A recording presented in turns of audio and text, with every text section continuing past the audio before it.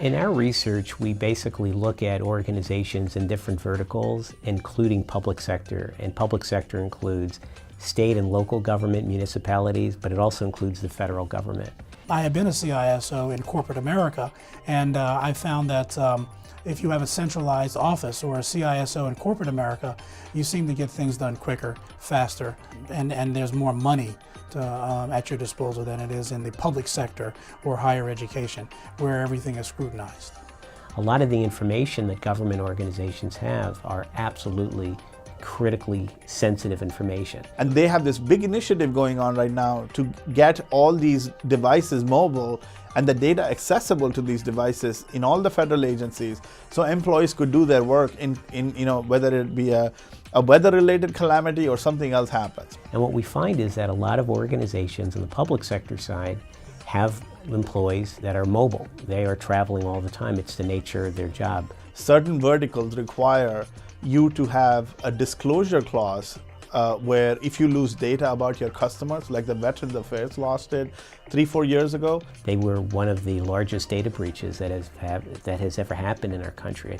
One laptop exposed the records of 26.5 million veterans.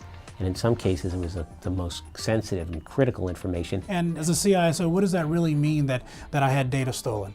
Am I more apt or prone to being sanctioned or fined or what? When it comes to ramifications of government entities, government agencies, if they do fall out of compliance, most of the regulations affecting information security and privacy, they have civil and criminal penalties. So those are the kinds of problems we see in government. It is definitely a vertical in need of an anti-theft solution. We like to use multiple defense in-depth techniques, and one of them is the Intel AT.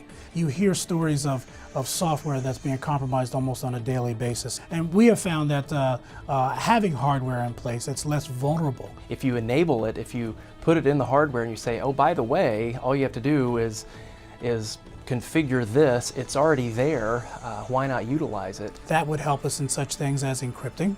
That would also help us in such things as recovering. That would also help us in such things as communicating to people that we have this type of technology available to us and we are utilizing it. Intel's anti-theft technology is a key component of protecting your data because we are providing that baseline functionality on the platform.